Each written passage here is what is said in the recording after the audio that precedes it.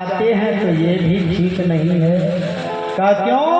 ताकि आप धनवान हैं और ब्राह्मण को भोजन नहीं करते, व्यवस्था नहीं दिए, दान नहीं दिए, अतिथि को प्रसाद नहीं दिए, पंडाल की व्यवस्था नहीं किए, बैठने की व्यवस्था नहीं किए, तो जाने के बाद सब निंदा शिकायत करेगा और निंदा शिकायत करने के बाद आप इस दोष के भागी बनेंगे।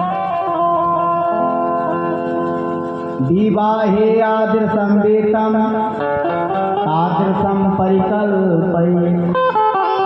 जितना कन्या की बेटी के विवाह में खर्चा करते हैं, जितना खुशी के साथ, उतना ही खुशी से उल्लास के साथ विवाह के भागवत कथा करें, खर्च करें। कहा कि वक्ता कैसा होना चाहिए, श्रोता कैसा होना चाहिए। कहा कि वक्ता की बात सुनो, वक्ता विरक्त हो, विरक्त वैष्णवो विग्रह। सबसे पहले क्या कहा? विरक्त हो, गृहस्थ नहीं कहा, सन्यासी कहा। कहा ये भागवत के श्लोक है, भागवत माता की छठा है। विरक्त हो, सन्यासी हो, वैष्णव हो। ये नहीं कि जब तक कथा पढ़ रहे तब तक ठीक है, कथा पढ़ने के बाद जाकर के लहसुन प्याज मांस मछली सब खा रहे हैं, तो क्या होगा? हर ही धन सही करही, सो गुरु घोर नरक में परही। शिष्य का धन हरण करे और उसे सही मार्ग नहीं बताए तो गुरु तो जाते हैं नरक में, शिष्य को भी खींच करके ले जाते हैं। भागवत कथा जब हम सब श्रवण करते हैं, देखिए एक विशेष बात हम बताते हैं। भागवत कथा में कलश स्थापना होता है कि नहीं? स्थापना जब होता है तो कलश स्थापना में घर में लोग सत्यनारायण व्रत की कथा करते हैं या दुर्गा करते हैं या किसी प्रकार की पूजा करते हैं, तो उसमें कलश स्थापना करते हैं कि नहीं करते हैं? करते हैं। उस कलश में क्या क्या लगता है? पहले तो जल लगेगा, लगेगा कि नहीं? उसके बाद आम की पल्लो लगेगा, उसको पंचपल्लो कहते हैं। उसके बाद उसमें पूर्ण पात्र पड़ेगा, कपटी सरपोश, और करके उसमें अदरक दीजिए या जौ दीजिए, और तब उसके ऊपर से नारियल दीजिए कपड़ा लपेट करके। चाहे कलश जग की हो, कथा की हो, गीता की हो, भागवत की हो या सत्यनारायण व्रत की हो, सब में तो कलश का ही पूजा होता है। लेकिन अगले वर्ष आप लोग कथा श्रवण किए थे, अगले वर्ष आप लोग श्रवण किए थे, तो फिर भी अबरी जब हम पूछे तो बोला कि आम की पल्लू भी नहीं डाले।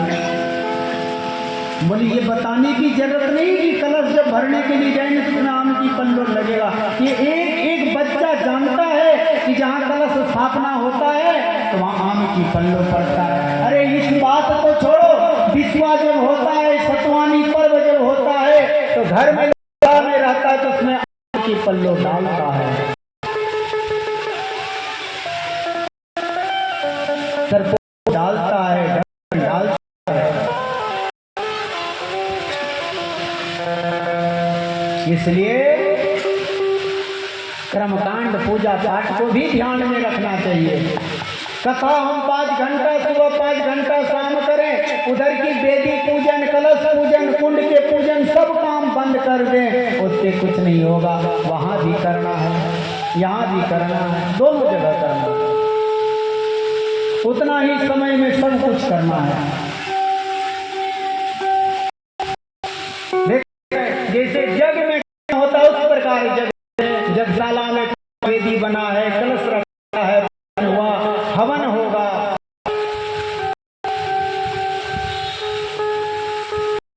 यज्ञशाला जब बनता है तो सीढ़ी की तरह बनता है, पहले नीचे बनता है, हल्का कुछ कम रहता है और सब किनारे जो बीच में रहता है सबसे ऊंचा होता है। यहाँ का कुंड कैसा बनाते आप लोग?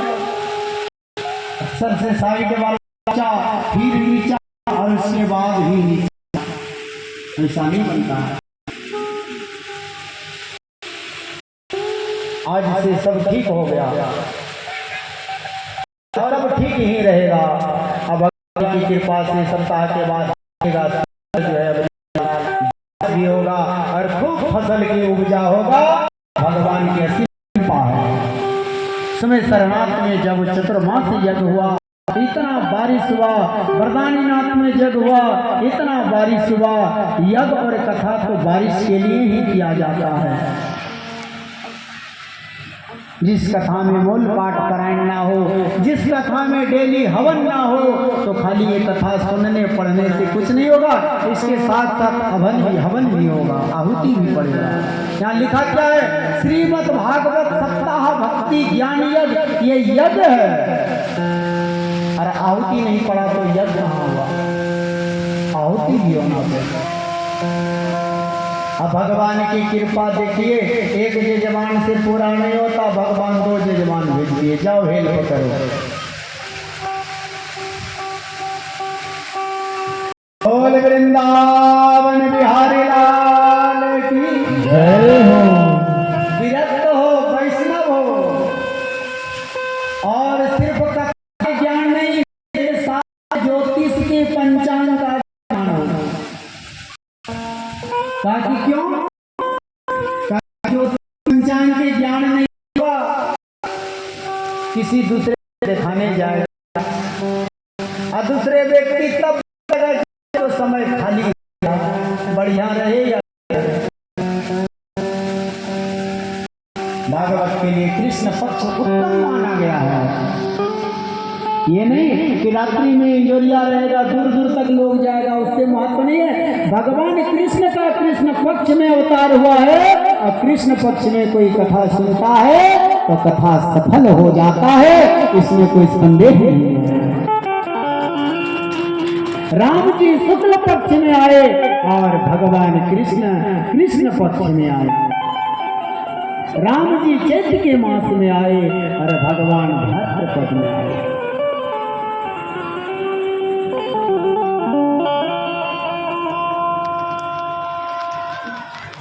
नारद जी कहे कि तो भोजन के बता दो क्या करके करें। सबसे बड़ा दिक्कत है, बोल देखिए बच्चा खेला, थोड़ा शांति, बच्चा हल्ला गुल्ला ना करें, शोरगोल, शांति। बोल वृंदावन बिहारी लाल की जय हो। ताकि 7 दिन तक किसी चीज का प्रसाद भोजन करके हम कथा सुने, ताकि यही तो सबसे बड़ा विडंबना है। 7 दिन तक भोजन के बताया कि 7 दिन तक निराहार रह करके संभव है। 7 दिन तक अन्न जल कुछ नहीं, ताकि नहीं होगा। तब कहा कि घृत पानम, घी पी करके, ताकि नहीं होगा। पै पानम, दूध पी करके, कहा कि वो भी नहीं चलेगा। कहा कि तब फलाहार करके, कहा कि बीपी है, शुगर है, ब्लड प्रेशर है, तरह तरह के बीमारी आ जाएगा कलिकाल में। कहा भोजनम तू परम मान्यम, सुंदर शुद्ध भोजन करके कथा सुना। ताकि भोजन करके भी कथा सुनना जा सकता है, ताकि हाँ, इसलिए कहा गया कि आप खाली पेट आएंगे, भूखे आएंगे, रास्ता में तरह तरह का भोजन बनेगा, खाने का मन करेगा, आप खा लिए, लहसुन है, प्याज है, तो सब घर नष्ट हो जाएगा। इसलिए अपने घर में शुद्ध भोजन 7 दिन तक बनाएं और भगवान को भोग लगा दें। अरवा चावल, दाल, रोटी सब बनाएं और भगवान को अर्पण कर दें। तो दियम वस्तु गोविंद तुभ्यमेव समर्पये गृहाणासमुखो भूत्वा प्रसिद्ध परमेश्वर। हे प्रभु, आपका ये दिया हुआ प्रसाद है, आपको हमने अर्पण किया और उसी को प्रसाद बना करके खूब ग्रहण करो, क्योंकि कलयुग में जितने भी सामग्री है सब चीज में कली का वास है कि नहीं? कली का वास है तो लोग भोजन कैसे करेगा? उस कली के वास से बचने के लिए तुलसीदास ने कहा तुम निवेद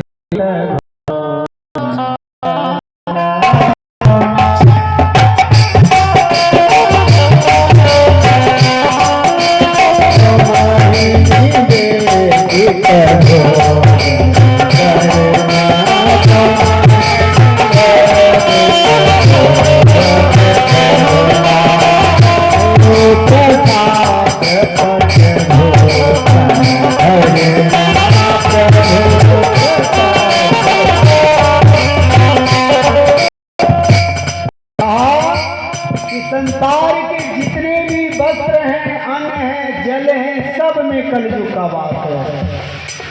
तो कहा कि वस्त्र में कलयुग की बात, तो वस्त्र काफी पहनेंगे, लेकिन जब नया वस्त्र लाए तो कई देवी देवता घर में पूजा पाठ करते हैं, नया वस्त्र भगवान को सजा दे, प्रभु ये आपका है, और उसको प्रसाद बना करके पहन ले। कलयुग क्या, कलयुग के बाप भी भगवान के प्रसाद में कभी सट नहीं सकता। कहा देगा रिजर्वेशन है, चलो साइड लग जाओ। भगवान की प्रसाद है, तुलसी दंडालो कवियम वस्तु गोविंदा तुभ्यमेव समर्पये गृहासुमुखो भूत्वा अपरिचितो। क्या बन गया? प्रसाद। और प्रसाद क्या दो साक्षात सौ से साक्षात पौ से प्रभु और दो से दर्शन, साक्षात प्रभु की दर्शन। इसलिए हमें शुद्ध भोजन हो तो भगवान के प्रसाद बना करके ग्रहण करना। बोल वृंदावन बिहारी लाल। आइए समय को देखते सब आज पांडव की प्रसंग भागवत श्रवण करेंगे। पांचों भाई पांडव द्रौपदी वन की ओर जाते हैं और द्रौपदी भगवान के भक्त उस वन में भी रह करके दुष्ट दुराचारी दुर्योधन से दुर्वासा ऋषि को भेजने का प्रयास करते हैं और जाकर के भगवान श्री कृष्ण ने स्वयं जाकर के द्रौपदी को रक्षा किया। द्रौपदी ने भगवान के चरणों में वंदन करके कहा कि प्रभु क्या आपके भक्त पांचों पांडव नहीं थे? कहे भक्त तो थे। तो कहा कि जिन पांडव के सारे संपत्ति लूट लिया गया, जिन पांडव की पत्नी द्रौपदी का चीरहरण हो रहा था, आप कहां थे? प्रभु आपकी पांडव जुआ में हार गए, आप कहां थे? कहा कि यही तो बात है। कहा कि क्या? कहा कि जिस प्रकार दुर्योधन जुआ खेल रहा था तो दुर्योधन ने कहा कि देखो जुआ तो हम खेलेंगे, लेकिन मेरे तरफ से पासा कौन फेंकेगा? शकुनी मामा। पांडव कहता कि जुआ हम भी खेलेंगे और हमारे तरफ से पासा फेंकने वाला कन्हैया होगा। जिस दिन ऐसा संकल्प लेता तो देखते कैसे शकुनी मामा जीत जाता, छोड़ करके भागना पड़ता। इसलिए कन्हैया पर भरोसा नहीं था, इसलिए जुआ में हार गया। और जिस दिन द्रौपदी ने भगवान को पुकारा तो साड़ी है कि नारी है, नारी है कि साड़ी है, खींचने वाला थक गया, दुशासन हार गया, दुर्योधन को भागना पड़ा। और भगवान चीरहरण के पूरे दृश्य दिखा करके और द्रौपदी का मान, इज्जत और लज्जा बचा। आइए पांडव के और द्रौपदी के झाझा बोले कृष्ण कन्हैया लाल की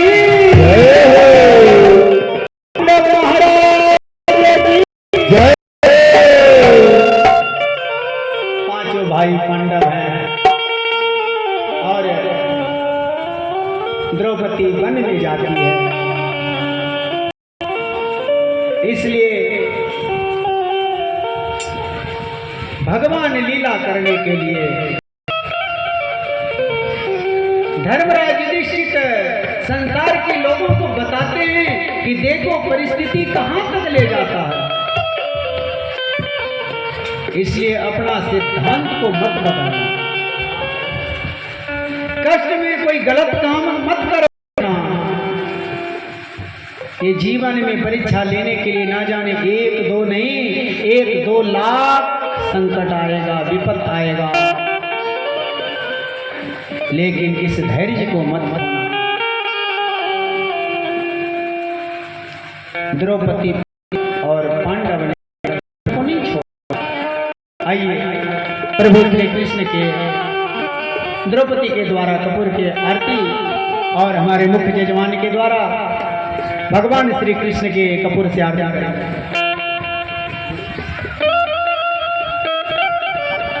ओम चंद्रमा बोल कृष्ण कन्हैया लाल की जय, चंद्रधारी भगवान की जय।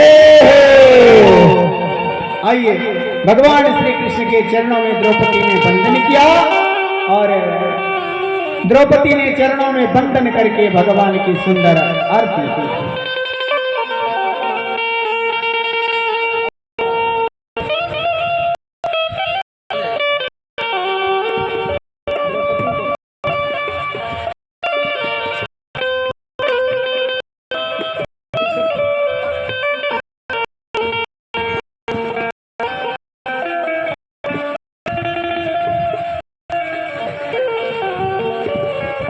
ओम चंद्रमा नरभोज्जादश्चक्षुः सूर्यो अलाः मुखादनिर्यजायतः